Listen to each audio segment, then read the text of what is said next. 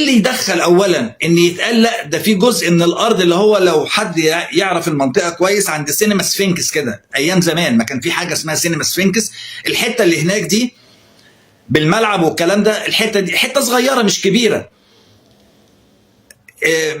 الزمالك خدها واللي احنا فهمناه ان الزمالك اشتراها. نتفاجئ دلوقتي ان الاوقاف طالعه تقول الزمالك عليه قسط، وبعد كده بيخلص خلاص مده انتفاعه وعليه انه لو عايز يجدد بسعر الارض الجديد وبسعر السوق الجديد لازم يجي يتفاوض معانا ونوصل لاتفاق. ايه ده؟ هو ايه؟ هو في ايه؟ هو انتوا ايه؟ فرصه نخرب وندمر، يلا اديله على دماغه. هو وقع اديله على دماغه تاني، دروخ اديله على دماغه تالت يمكن يموت. هو ليه عمال يفرفص مننا برضه ويرفرف؟ خد روحه موته، فرصه وقع على الارض ومدروخ موته. ايه ده؟ ايه اللي انتوا بتعملوه ده؟ ايه اللي عايزين توصلوا جمهور الزمالك ليه؟ يا جماعه موقف صعب. اتقوا ربنا في اللي بتعملوه في جماهير الزمالك في 30 40 50 60 مليون. ان قدرنا على مليون ولا 2 ولا 5 ولا 10 ممكن ما نقدرش على الباقي. انسونا وتعالوا نتملي ونسمعكم شغل الليل. انسونا وتعالوا نتملي ونسمعكم شغل الليل. فنان وحياة المتولي، فنان وحياة المتولي عبد الوهاب شافني وقال لي عن إذن سعادتك ما اقدرش. خريطة الشعبية الجماهيرية للأندية المصرية قبل 1960، قراءة اجتماعية لا رياضية. عند مناقشة الشعبية الجماهيرية في مصر خلال النصف الأول من القرن العشرين، لا يمكن الاعتماد على عدد البطولات أو الظهور في النهائيات، بل يجب العودة إلى السؤال الجوهري: أي الأندية كانت منغرسة فعليا في نسيج المجتمع الشعبي المصري؟ ومن كان يمثل انتماء الطبقات لا تمثيل السلطة أو النخبة؟ الأهلي، النادي الشعبي الوطني الأول. منذ تأسيسه عام 1907 ارتبط النادي الأهلي بالمشروع الوطني المصري في مواجهة الاحتلال البريطاني. لم يكن الأهلي مجرد ناد رياضي، بل مساحة سياسية تشتية للشباب المصري، وملتقى للطلبة والعمال وصغار الموظفين. قاعدته الجماهيرية تشكلت قبل ظهور البطولات المنتظمة. انتشاره كان أفقيا في المدن والأقاليم، لا مركزيا في القاهرة فقط. انتماء الجماهير للأهلي كان انتماء هوية لا انتماء نتائج. لهذا، وبشهادة أغلب الدراسات التاريخية، كان الأهلي الأكثر جماهيرية في مصر قبل 1960 دون منازع. الترسانة، الشعبية المحلية العميقة. تأسس نادي الترسانة عام 1921، وارتبط اسمه بطبقات شعبية واضحة في الجيزة والمناطق الصناعية المحيطة. الترسانة كان نادي الطبقة العاملة والحرفيين. امتلك قاعدة جماهيرية صلبة، مستقرة، ومخلصة. شعبيته لم تكن وطنية بالمعنى الواسع، لكنها كانت أكثر تجذرا اجتماعيا من عدة أندية أكبر اسما. في مقياس الانتماء الشعبي الخالص، كانت ترسانة أقرب إلى الشارع المصري من أندية النخبة. السكة الحديد، الأقدم والأكثر تخصصا اجتماعيا. نادي السكة الحديد 1903 هو أقدم ناد كروي في مصر، لكنه لم يكن ناديا جماهيريا واسع الانتشار. ارتبط بعمال هيئة السكك الحديدية. شعبيته كانت مهنية أساسية لا جماهيرية عامة. لم يسع تاريخيا إلى بناء قاعدة جماهيرية عريضة خارج محيطه، ومع ذلك كان يمثل نموذجا مبكرا لانتماء طبقي واضح. المختلط، الزمالك لاحقا ناد غير شعبي في نشأته. على النقيض، تأسس نادي المختلط عام 1911 في سياق مختلف تماما، أنشأه أجانب، وارتبط منذ البداية بالدوائر الأرستقراطية. لم يكن ناديا وطنيا ولا شعبيا. ارتبط بقصر الحكم ثم بالسراي الملكية لاحقا، نادي فاروق. جمهوره في النصف الأول من القرن العشرين كان محدودا عدديا، متركزا في طبقات عليا وموظفي الدولة، غير متجذر شعبيا مقارنة بالأهلي أو حتى الترسانة. وبالتالي من منظور اجتماعي بحت لم يكن المختلط ناديا شعبيا قبل 1952. 1952 انتقال الملكية الاجتماعية للنادي. بعد ثورة يوليو 1952 سقط الغطاء الملكي. تغير الاسم إلى نادي الزمالك. تم توريث النفوذ الاجتماعي للنادي من القصر إلى الدولة العسكرية. هنا برز دور الضباط، وعلى رأسهم المشير عبد الحكيم عامر، وفر للنادي دعما إداريا ومؤسسيا.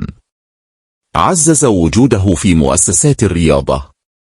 ساهم في ترسيخ الاسم الجديد والكيان الجديد. لكن من المهم التأكيد، هذا التحول لم يكن نابعا من حركة جماهيرية شعبية، بل من إعادة تموضع سلطوي. الخلاصة الصحفية: إذا جرى ترتيب الأندية المصرية قبل 1960 وفق القاعدة الجماهيرية داخل الشعب فقط، دون اعتبار للبطولات، يكون الترتيب التاريخي الأقرب للواقع: الأهلي النادي الشعبي الوطني الجامع، الترسانة شعبية محلية عميقة وانتماء طبقي واضح، السكة الحديد انتماء مهني محدود الانتشار، الزمالك المختلط سابقا ناد نخبوي، انتقلت ملكيته الاجتماعية من القصر إلى الدولة بعد 1952. أما الشعبية التي اكتسبها الزمالك لاحقا، فهي نتاج عقود تالية من تأثير الحقبة الناصرية والدولة العسكرية، لا انعكاسا لطبيعته الأصلية. فيما يلي مقارنة تاريخية جدية من بين حالة الزمالك المختلط سابقا وتجارب أندية مشابهة في دول خضعت للاستعمار، مع التركيز الصارم على القاعدة الجماهيرية والانتماء الطبقي والوطني، لا على البطولات أو النجاح الرياضي. الأندية والنشأة في السياق الاستعماري، من يمثل الشعب ومن يمثل السلطة. في معظم الدول التي خضعت للاستعمار الأوروبي، لم تنشأ كرة القدم كرياضة محايدة اجتماعيا، بل كأداة إما للتعبير الوطني والمقاومة الرمزية، أو لإعادة إنتاج نفوذ المستعمر والنخب المحلية المتحالفة معه. ومن هنا تشابهت التجارب بين مصر، الجزائر، تونس، المغرب، والهند وغيرها.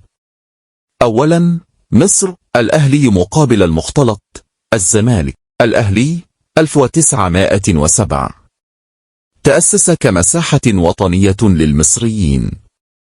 جمهور شعبي واسع منذ البداية. ارتبط بالطلبة والعمال والطبقة الوسطى الصاعدة. يمثل نموذج النادي الوطني المقاوم رمزيا. المختلط 1911 تأسس بواسطة أجانب. جمهور نخبوي مرتبط بالسلطة، القصر، وكبار الموظفين. لم يكن تعبيرا عن الشارع المصري. بعد 1952 انتقل من رعاية القصر إلى رعاية الدولة العسكرية. هذا النموذج ليس استثناء مصريا، بل تكرر بوضوح في دول أخرى. ثانيا، الجزائر مولودية الجزائر مقابل أندية المستوطنين. مولودية الجزائر 1921 تؤسس كفعل مقاومة ثقافية. كان نادي المسلمين الجزائريين. الجمهور شعبي، فقير، ومرتبط بالهوية الوطنية. تحول إلى رمز سياسي خلال حرب التحرير. أندية المستوطنين الفرنسيين كانت تمثل الأوروبيين. جمهورها محدود داخل الأحياء الاستعمارية. اختفت أو فقدت شعبيتها بعد الاستقلال. مسة زرقاء صغيرة التشابه مع مصر، مولودية الجزائر يساوي الأهلي. أندية المستوطنين يساوي المختلط في نشأته الاجتماعية. ثالثا، المغرب الوداد مقابل أندية الحماية الفرنسية. الوداد الرياضي 1937 تأسس لمواجهة الهيمنة الفرنسية على الرياضة. أصبح نادي الشعب المغربي. قاعدته الجماهيرية سبقت إنجازاته. أندية الحماية مرتبطة بالإدارة الاستعمارية. جمهورها إداري ونخبوي. تراجعت بعد الاستقلال. مسة زرقاء صغيرة نفس المعادلة. النادي الشعبي يعيش، النادي المرتبط بالسلطة يتغير أو يفقد مبرره. الخلاصة المقارنة: في كل الدول الاستعمارية تقريبا ظهر نموذجان متقابلان. النموذج الأول النادي الشعبي الوطني، ينشأ من الشارع، جمهوره يسبق بطولاته، يعيش طويلا ويورث اجتماعيا. النموذج الثاني النادي النخبوي السلطوي، ينشأ من أعلى، يعتمد على الرعاية السياسية، يكتسب جمهورا لاحقا أو ينهار بزوال السلطة. إسقاط نهائي على حالة الزمالك. الزمالك لم ينشأ كناد شعبي، لم يكن تعبيرا عن الطبقات الشعبية. انتقلت رعايته من القصر الملكي إلى الدولة العسكرية بعد 1952. شعبيته اللاحقة هي نتاج الزمن، المنافسة، والإعلام لا الجذور. وهذا النمط معترف به في الأدبيات الرياضية والتاريخية، حتى لو اختلفت التفاصيل الدقيقة من بلد لآخر. ثانيا، إسقاط نفس النموذج على نادي بيراميدس في السياق المصري. بيراميدس نادي بلا جذور شعبية حتى الآن. عند إسقاط النموذج نفسه على نادي بيراميدس تظهر الصورة بوضوح أكبر من أي تجربة سابقة في مصر، لأن الزمن أقصر والسياق أوضح. النشأة: بيراميدس لم ينشأ من حي، ولا من طبقة اجتماعية، ولا من حركة شبابية. نشأ بقرار استثماري مباشر مدعوم بالمال والإعلام. لم يمر بمرحلة التكوين الاجتماعي التي تمر بها الأندية الشعبية. هذا يضعه بوضوح ضمن نموذج النادي الفوقي. القاعدة الجماهيرية: لا توجد قاعدة جماهيرية موروثة. لا يوجد انتماء عائلي أو مناطقي. الحضور الجماهيري ضعيف وغير ثابت. التعاطف مع النادي غالبا مرتبط بالمواقف أو اللاعبين، لا بالهوية. بيراميدس يملك مشاهدين لا جماهير. والمشاهد شيء، والجمهور شيء آخر تماما. بيراميدس يمثل تطورا أحدث لنفس الفكرة القديمة. بدل الأجنبي مستثمر. بدل القصر رأس مال زائد إعلام. بدل الرعاية السياسية المباشرة نفوذ اقتصادي ناعم. لكن الجوهر واحد: ناد بلا جذور شعبية يحاول شراء الزمن بدل أن يعيش. هل يمكن أن يصبح بيراميدس ناديا جماهيريا؟ نظريا نعم. تاريخيا الاحتمال ضعيف، لأن الجماهير لا تشتر. الانتماء لا يصنع بسرعة. الأندية الشعبية تورث قبل أن تروج. خريطة القاعدة الجماهيرية للأهلي والزمالك في مصر والعالم العربي. استنادا إلى استطلاعات رأي معتمدة فقط حتى 17 من ديسمبر لسنة 2025.